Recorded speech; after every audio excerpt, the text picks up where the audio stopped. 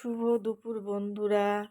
আজকে রবিবারের ছুটির দিনের দুপুর, কিন্তু আমার রান্না বান্না খুব অতি সাধারণ। চলো তোমাদের সঙ্গে শেয়ার করি। আমি এখানে পটল আলু কেটে নিয়েছি, এই পটল চিংড়ি বানাচ্ছি।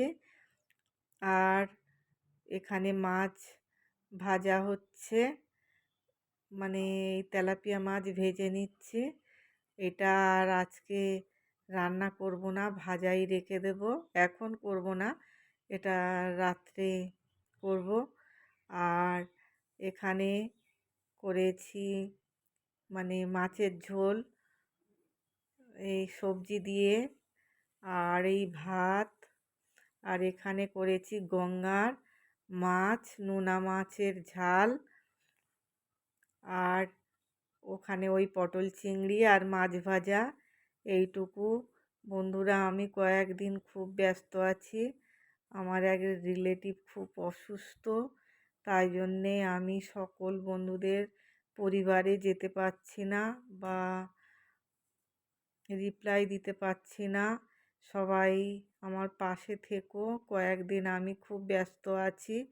আমি এখন যাচ্ছি আবার দেখতে, মানে পরে তোমাদের সঙ্গে সব কথা আমি শেয়ার করব। তোমরা ভালো থেকো, সুস্থ থেকো, আর সবাই সবাইয়ের পাশে থেকো। আর তোমরা আজকে লাঞ্চে কী রান্না করেছো তা আমার সঙ্গে শেয়ার করো বা আমাকে জানিও।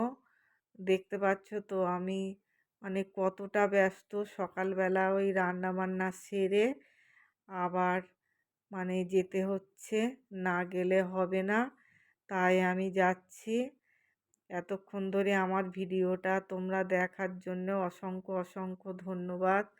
আর এই দেখো বন্ধুরা, তোমাদের সঙ্গে আর একটা জিনিস শেয়ার করছি। গাড়িতে যেতে যেতে এই গপু সোনার সঙ্গে আমার দেখা। এই গপু সোনা ওই ভদ্রমহিলা এনেছেন ভূপাল থেকে। ও মানে এই কত জামা কাপড় কিনেছে দেখো, আমাদের বারুইপুর বাজারে এসেছিল। আর ওনার অফিসও, ভদ্রমহিলার অফিসও বারুইপুরে, তাই ওখান থেকে গপু সোনার জন্য অত শপিং করেছে। আমার সঙ্গে গাড়িতে বসেই ওনার আলাপ হয়েছে, তাই আমি বললাম যে গপু সোনার কি আমি মানে ভিডিও বানাতে পারি? বলে হ্যাঁ, কোনো অসুবিধে নেই। বলে আমি একটু কোলে নিলাম আর ভিডিও বানালাম, আর গল্প করতে করতে যাচ্ছি। বন্ধুরা, সবাই ভালো থেকো, সুস্থ থেকো। আবার দেখা হবে একটা নতুন ভিডিও। এখন